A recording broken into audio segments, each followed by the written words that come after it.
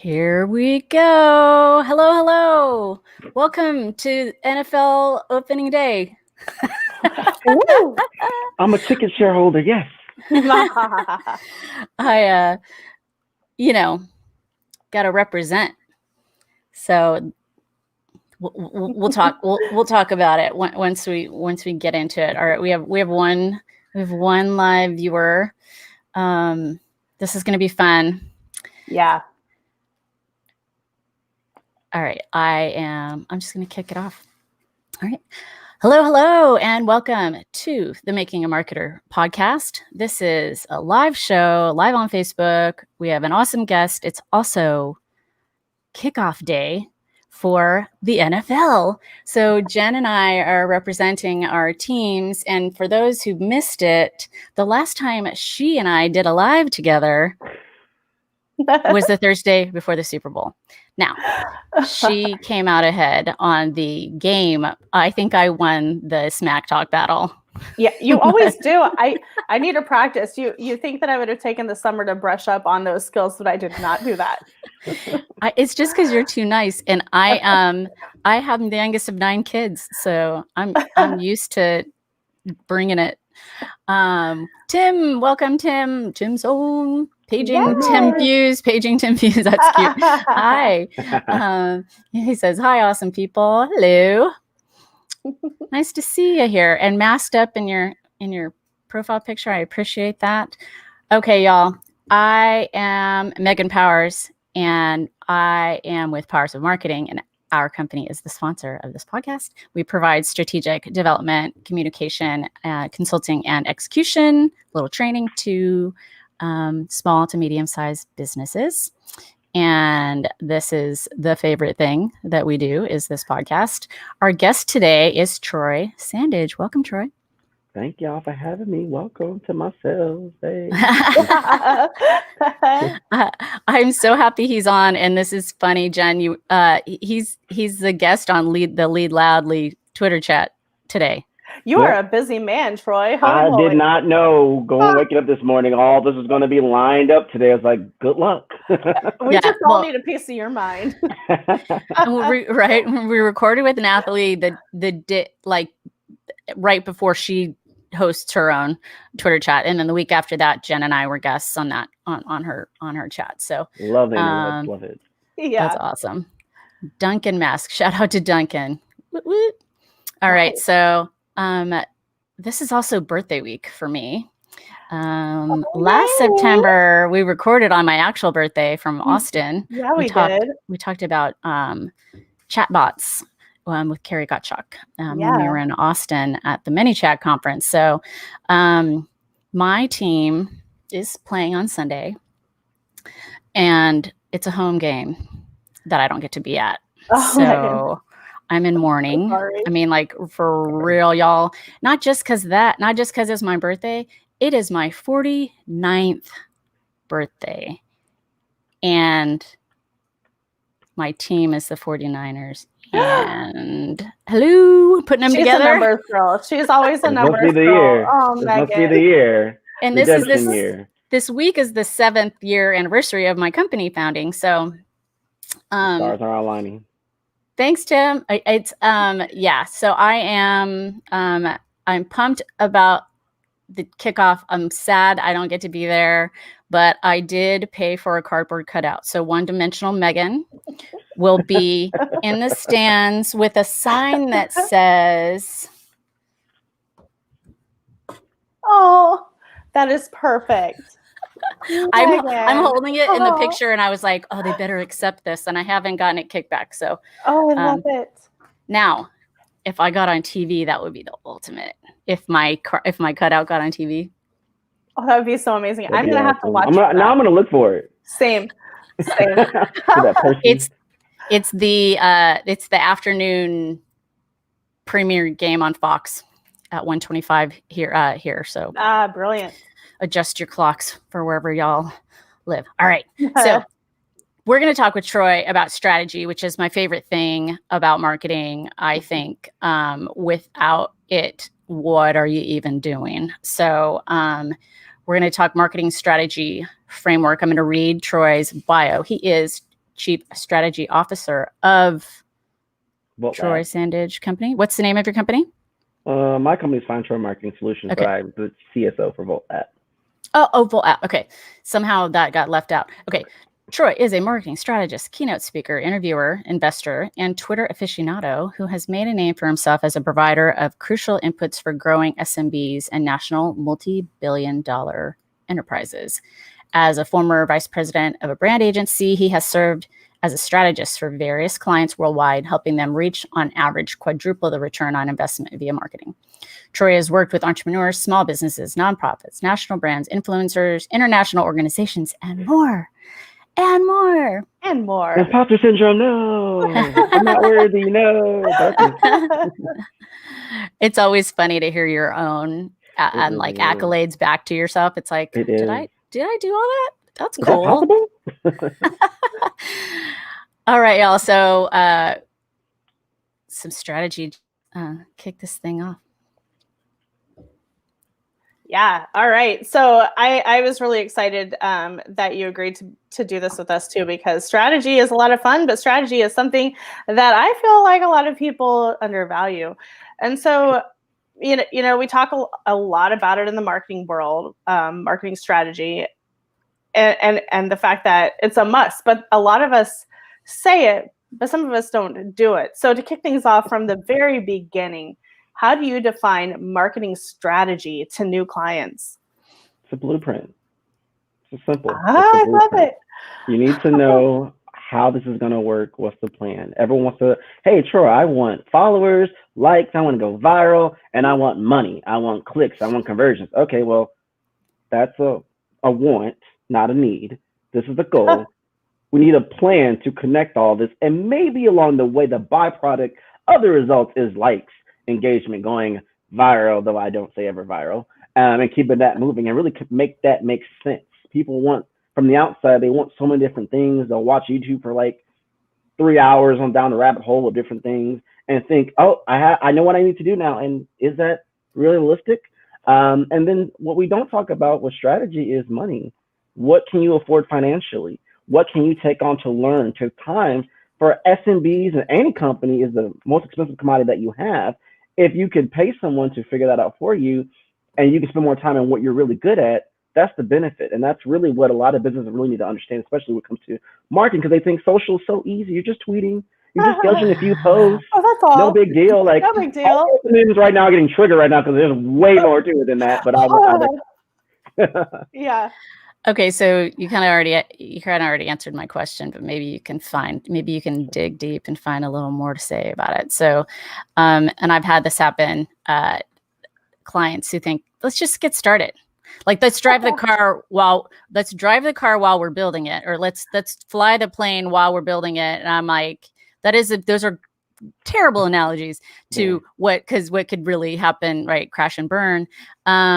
But it's just realistic. So what do you say to clients that say, let's just get started and we'll hold off on the strategy, or for that matter, like they don't want to pay you to do it up front? I just say, well, I have a lot of network of people who can execute right now.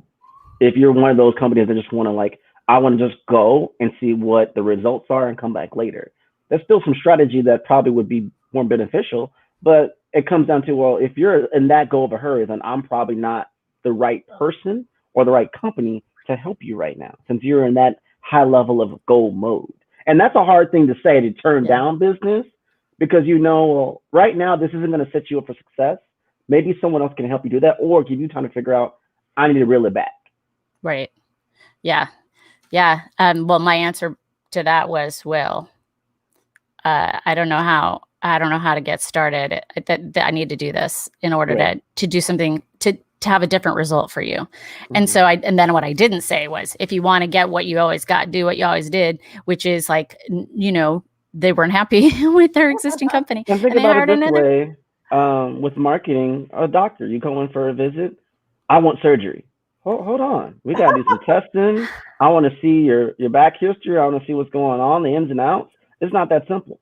If people would treat marketers not of like doctors for their business, it would be so different. They will understand the importance of strategy first versus gun-hoing it on gimmicks and things that may not work for them. I love that. That's I awesome. too. Yeah, absolutely. And we could make more money too. Preach. Right. We all need more money right now. Woo, help us, Lord. Just call me Dr. Jen. Hey, I like good ring to it. I think so too. With a successful marketing strategy, there has to be pieces that are important. So what are the most important pieces that you feel are part of a successful marketing strategy, and how do these parts work together to drive results? I think making it very clear what the expectations are and making it very clear what the benchmarks towards success is. Because the strategy may take time.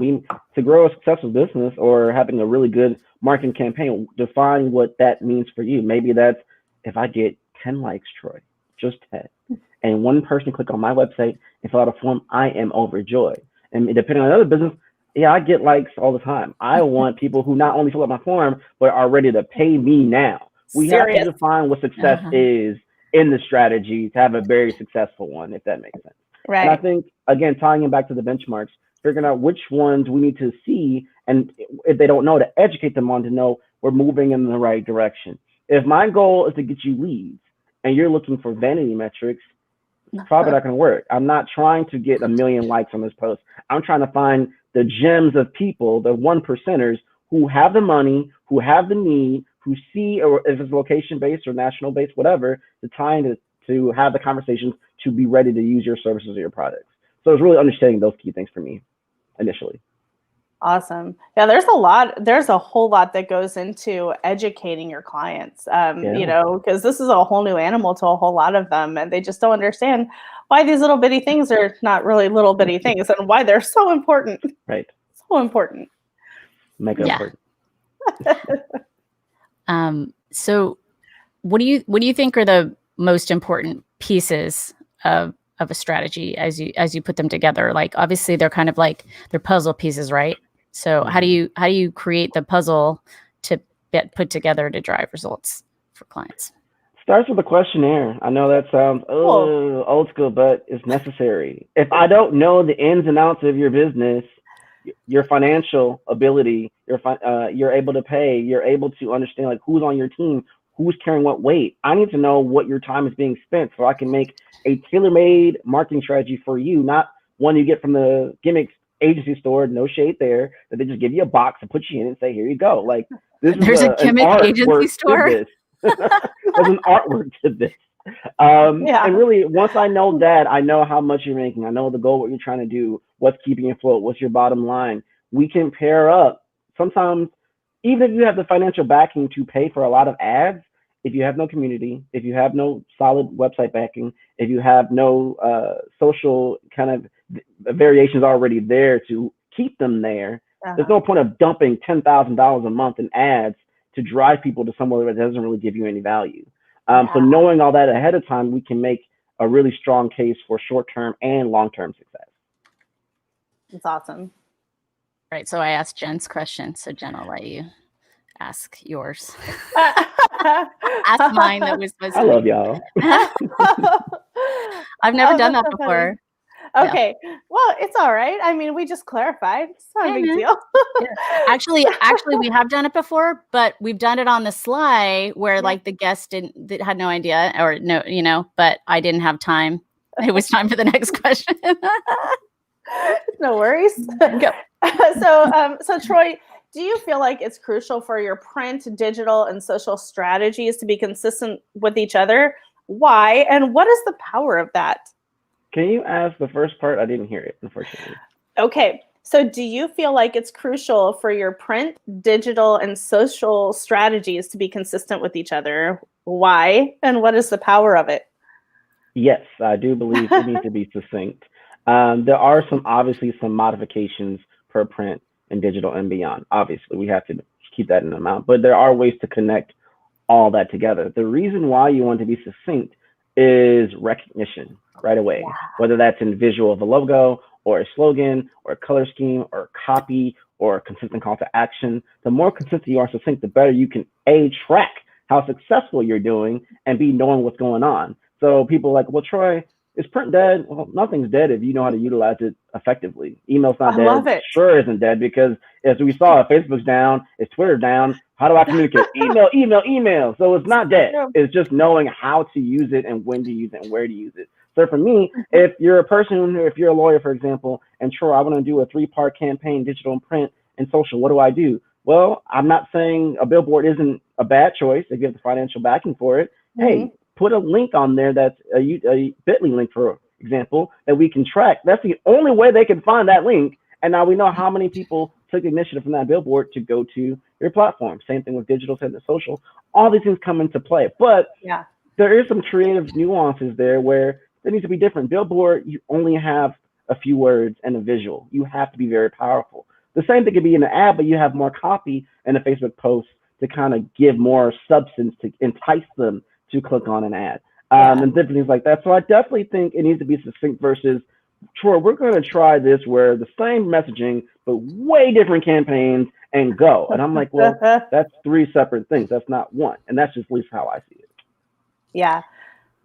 Yeah, I think there's a lot of power to making everything, have the same message, lead you to the same thing, look a lot alike, make it quite visibly yours. Right. That can be very powerful because then you can be capturing audiences from all over the place. It's pretty awesome. And I guess I would add also to know which part is going to, sometimes a billboard just may be working for brand exposure and brand awareness, not directly for, I don't expect CTAs from that, but if I get an uptick in website hits or an uptick in followers, and the only thing I've done in the past 30 days is a billboard, and it's in like geolocation, that suggests to me that that's working in this intent.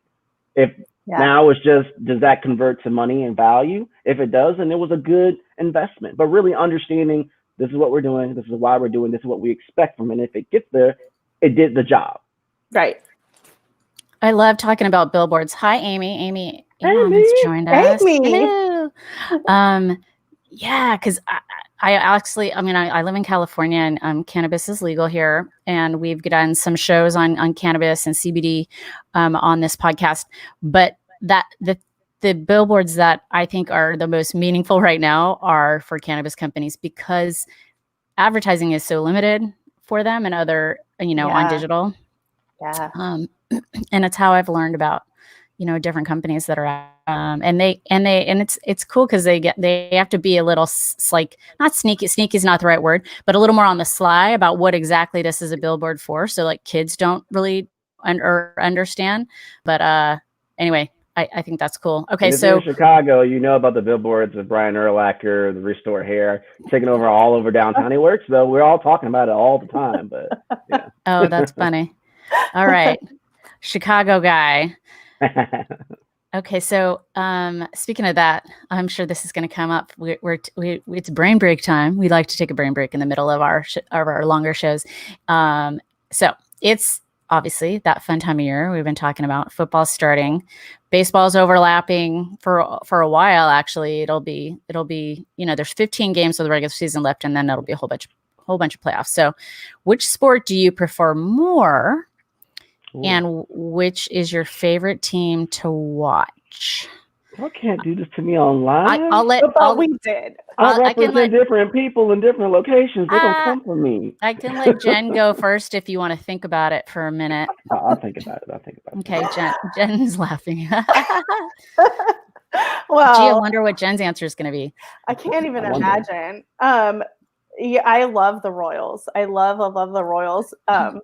But I have been a Chiefs fan much longer than I've been a Royals fan. I've been a Royals fan for about 15 years, but I've been a Chiefs fan for about 20. So, and I love football. I love football so much, and I love the Chiefs so much. So it's absolutely the Chiefs. Okay, so I am a huge sports fan of all the sportses. The Niners are my team. I am, go Amy. Amy's smart. She's a smart lady. So we already talked about this, but yeah, our home opener is on Sunday, and we've on our minds for the awful loss in the Super Bowl. But also, I live in San Diego, and as much as I'm still a fan of all my Bay Area teams, I've been a Padres season ticket holder. I've lived in San Diego over 30 years. So and they have the second best record in baseball right now in all of MLB, behind the who are in first place in our division, who we play a 4-game stand against starting today. So, and you know what else? What? You stole my pitcher. We have Eric Hosmer. Oh, we did? You didn't steal him, but you took my pitcher away from me. Sorry, not sorry. Is that the hippie? Is that the surfer looking kid, the long hair guy? No? Does he have we just picked hair up, I don't know. We picked up a bunch of players and I had no idea where they came from. You got Hosmer the season that you and I went to the baseball game together. The year after, yeah. Yeah. All right, Troy. Do or die. You got to make a decision. I'm stuck between the NBA and NFL. I think I'm going to give a slight edge to the NBA right now because it's been some of the most competitive basketball I've seen in quite a long time. Well, we both gave 2 answers, so you can give 2 answers. But I'm going to say, if you don't know, you already know I'm a Chicago Cubbies fan, diehard since birth. It was just, you are now a Cubs fan for life. Keep it moving. So for what it's worth, Cubbies for life. Outside of that, I'm not sure. My Chicago Bears have not been Nagy. I don't know what you're doing right now, bro, but I'm going to digress on that. The Bulls we're still thinking about the glory years in the 90s, so I'm not sure about that either. I don't want to be a fair weather fan and say like Golden State or Miami Heat or Boston Celtics right now. So I'm not sure. I'm going to stick to my Chicago troops for now, for sure. Nice. That's fair. I think that that'll keep whoever you thought would be upset happy. But I played it safe this round now. Yeah, you saved it. All right, let's kick off the second half, Jen. Okay. All right. So back to marketing strategy, which is just as fun as sports in our world. What are some keys to establish before planning out marketing strategy, and what happens if you don't take these things into account? You kind of broke up there, Jen. You want to restart over? I'm breaking up. All right. What are some key things to establish before planning out your marketing strategy, and what happens if you don't take these things into account? Sure. Number one is financing. How are you going to pay for this? Or are you going to hire outside people? Are you going to take it on yourself? Which again, that takes away time and resources and effort from other sides of your business, not just in the marketing playing field of that. And then if you have a team, who's going to do what? When's the deadlines? What do we expect? How do we follow up on certain things? When do we pivot? When do we shift? And then really just the creation of content or video or graphic, whatever media components you're trying to do. What is that going to look like and why and where we're trying to do it? And obviously, what's the end result?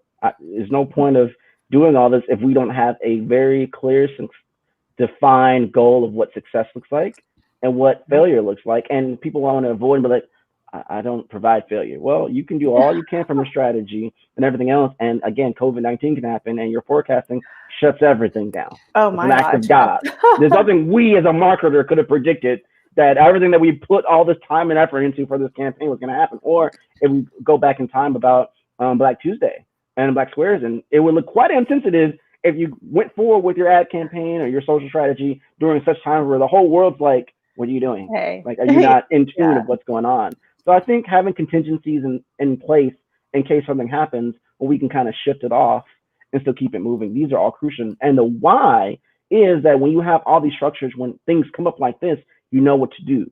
If I see that, oh, I'm getting an uptick in percentages and I know how much I have to spend, I will put more in for this week and less next week because I know the parameters of what I have to go for. If you're telling me week by week, well, Troy, maybe 100, maybe $1,000, maybe $5,000, I don't know. That doesn't give me confidence in being very sure with me and my team or working with your team of the best strategy to go for. If you're a quarterback and you're putting in your players and we don't know if they're injury prone or not or what's going on, they're on the IR. How do I prep for this game? I don't know. I need to understand as much as I can to make the best decisions possible. And this is very crucial. And I think, unfortunately, people are so not stuck up, but so caught on the metrics of I want this engagement. But let me be real. Likes and comments and shares do not pay the bills. You're right. They don't. Exactly right. So if you want marketers and social managers to pay us to just do that and you're not getting that end result, just to feel flexing right now, it's not the best strategy. So really understand that, okay, this is a byproduct, this is what to expect, but we're really trying to focus on XYZ. Boom. All right. So speaking of that, that's actually a good segue into holding people accountable. So are there any tools that you can think of that help hold people accountable? I think just over communication and check-ins. I mean, right now with so many virtual conversations, over communication is key. And that's also holding the marketer or myself or anyone involved accountable too. Like strategy isn't over the moment I give you a blueprint, because strategy is a living, breathing document or series of processes that you're evolving and adjusting throughout all the time. So people think, Troy, I'm hiring you right now and I'm done after a week because I done built this beautiful 500-page whatever scenario of book of whatever can happen, like Nancy Classified School Survivors Guide type thing for those who understand the 90s reference. That's not real. Like you have to evolve all the time with it for sure. And I think when it comes to accountability, it really like, did you do your part? Did you do the post that we need? And sometimes it's not about the volume of posts. If I see or we see that, hey, we're trying to do 10 posts a day, it's oversaturating, let's pull it back, and we're getting better engagement, don't be so black and white about it. It's able to assess what's going on and keep it going. Some people just, Troy, you didn't post 10 posts a day. What is going on? Well, look at the engagement. Look at the benchmarks of success for daily success, week success, month of success. If these don't check mark off, then we need to modify. We need to adjust some things. And I think having that communication ahead of time, over communicate, helps keep us accountable, but constant check-ins. Again, it's not just strategy. It's not a one-off thing where you're done. Here's a book. Keep it moving. It's a living, breathing thing. Yeah. Yes. And I am surprised at how few people understand the whole concept of online tracking documents, like that you don't download a document and then upload it again after it's been changed, because that defeats the whole purpose. And you laugh, but struggle's real. It's real. It's really real. We laugh because we relate. We understand outside of the screens. I feel like I'm in therapy right now. It's all, you get a good therapy session and a laugh always with Megan and Jen. So kind of along the same lines, she talked about tools, but do you have any like helpful exercises or hacks that can keep people on track when they're developing their own solid strategy? So maybe you've helped them before, but you want to kind of simplify it for them in the future if they ever decide to switch strategies or something else. Do you have any helpful things that they can kind of walk through to make sure they're going to do it right? Don't look at your competitors, not off the cuff. But now that's smart. Look at what you need to get done and what define. If you had one goal, what's the one goal? And then from there, break down what all these different features can add up to that goal. And then from there, what can you do on your own that doesn't take away from your time or that's easier for you to do? What can you delegate, y'all, to other people to do that you don't touch? No micromanagement. You don't touch. That you can delegate for other people to do, and have a benchmark to assess what they're trying to do and set that up. That sounds like we just said this from 5 minutes ago, but this is really what you need to do. A hack, whatever you want to call it. This is what's going to help you be successful. Seriously, I am not kidding. Because all three of us have been in enough campaigns and seen things hit the fire and the fan. Well, do we go back to our roots? Did we go back to our benchmarks? These are the things that are going to keep this campaign together and your business running smoothly during crazy times like COVID-19, during social injustice, social media that kind of exploits your ad growth, things boycotting Facebook and all these things happen in play. I don't know what to do. These are the very things, the hacks that are going to keep you on track through success through right now. There are many brands who are actually doing really good on social media despite everything going on. And how they've done that, they stuck to their roots. What is my goal? I want to engage my community, have them have a conversation, and be that middle man, woman identity to keep the things going. That elevates my brand, that puts me in a position with my communities that I can trust and validate this person. And then gradually, hey, here's a CTA. Buy this. Here's a CTA. Nice. He's not. And it's not coming off as, you're just so in it for the money. You're in it to benefit, and you're telling stories and all these things. But it all comes back down to these benchmarks. So a hack or an app, sure, there's time management apps if that's a thing, if you're depending on your personality type and all that stuff. But beyond that, and for me to not just name all these different things that we all collectively behind the scenes use on the daily to just give you one report a week or a month, I digress.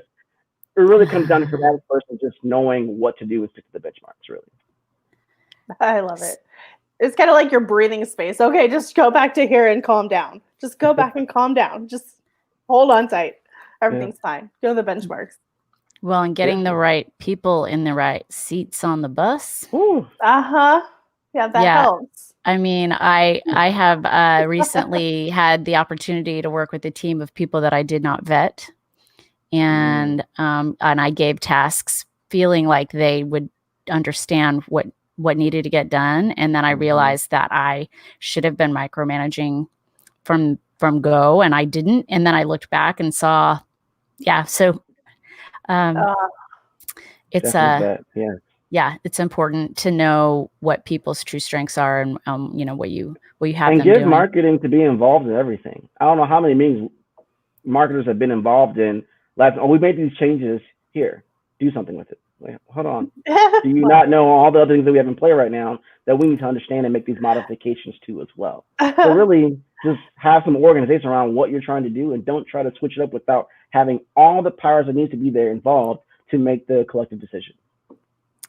That's a good point too.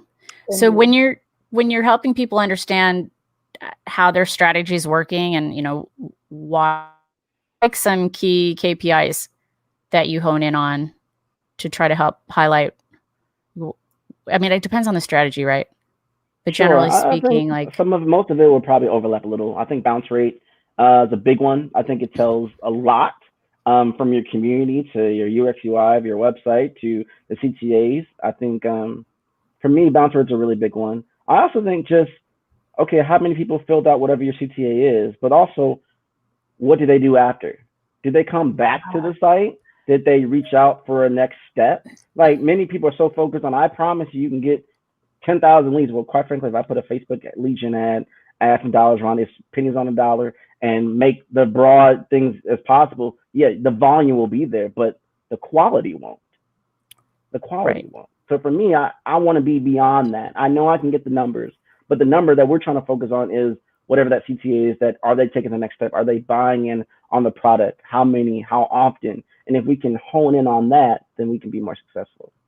Bounce rate. Yes. That's like a huge thing. I am building or having a website built for my client right now. But I'm managing all the content of the 70 pages. And anyway, so, but one of the biggest things around this site was the bounce rate was really high. Returning visitors too. New visitors can be just abstract. It could be completely random, but returning visitors, there's some intent. There's some reasoning why. And if you took off your tracking for it's not you as your business looking at your website every day on your IP address, then I think returning visitors is another big one to really hone in. And I think if it's about 30% of your total, you're in a good spot. But if you're in a media company, the numbers are going to influx because it's so much different. I now want people to click on my headlines because I have ads present and I'm making money that way. I don't really care about bounce rate. But if I'm providing a product or a service, I care deeply about bounce rate. Totally. Yep. Miss Jen, final question. The final question. Are you talking about? I've got some bonus questions. Are you talking about our very last question? Yeah. Well, I think we ran through everything. Yes, I'm a little off my game to stay with the sport analogy.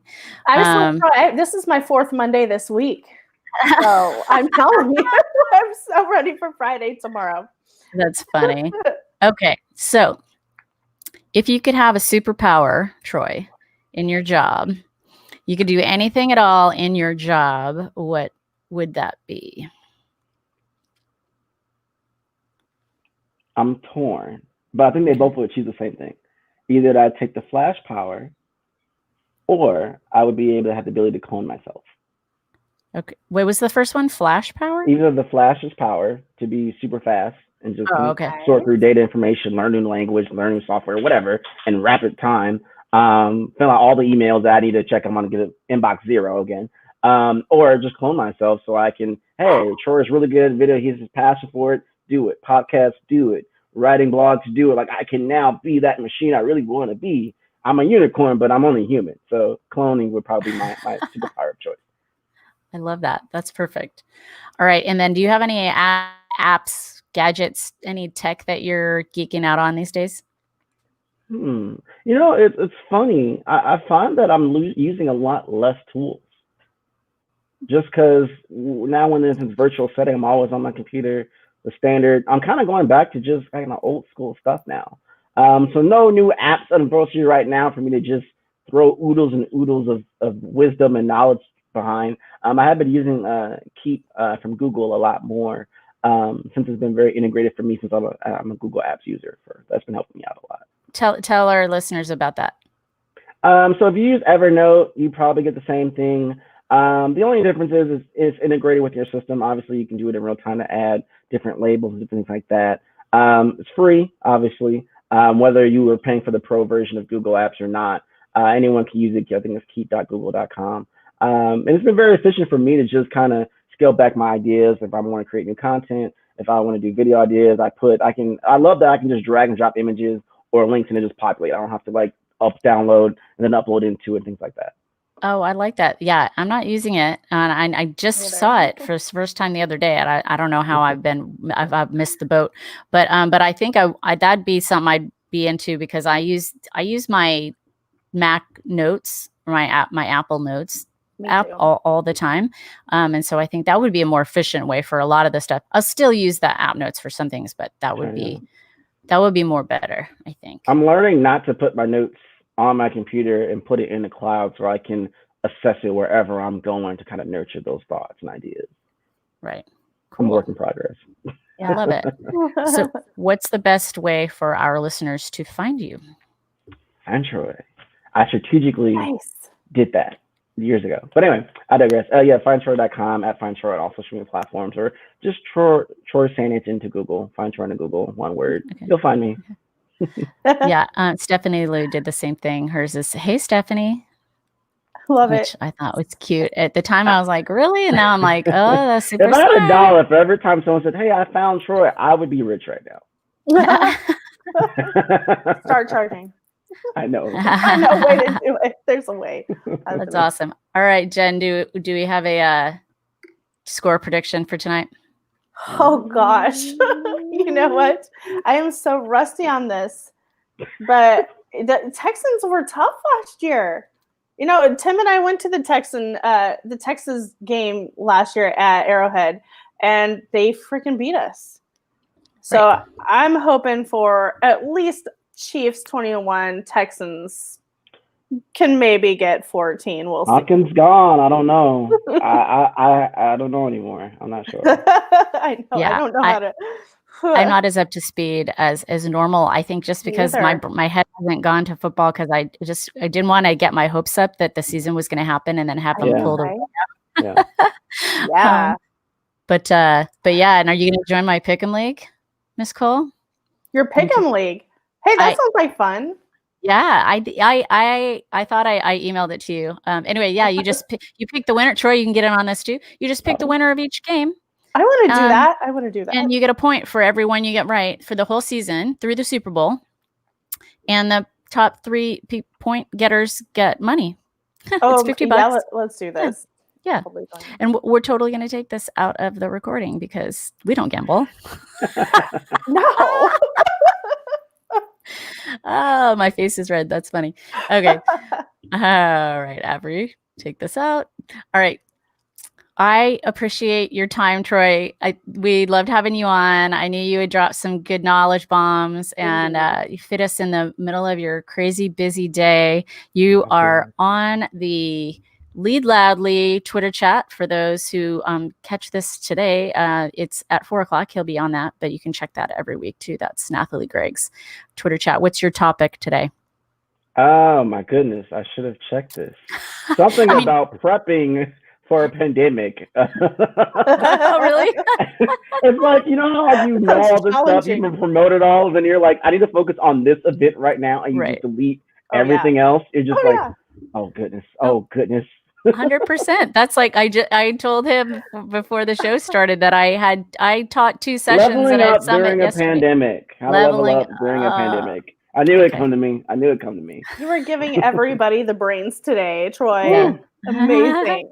The marathon. But I love what I do. Yeah. I love y'all. I'm so appreciative for you both. Strong, powerful women of marketing genius. to have me on and empower and give value to everybody and deal with my high energy late in the day. So I appreciate it. That was We've great. got You the just keep us power. going. Indeed. All right, y'all. Thank you so much.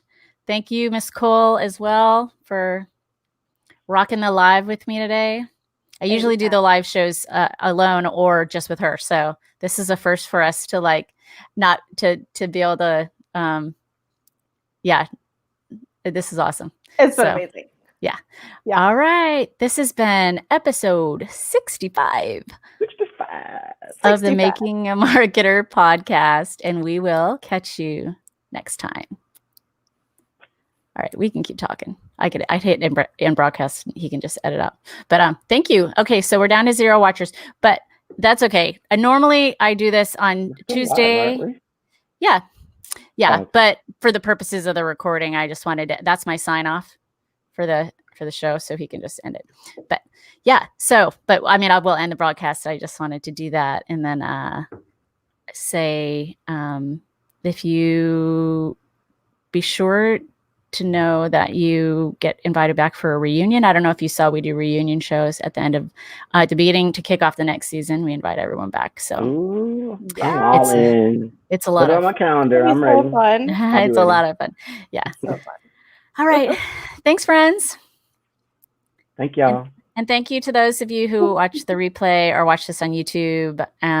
If you left comments on YouTube while it was going, if it went live, let's see if it went. I'll head over there and answer those. All right. Thanks. Bye.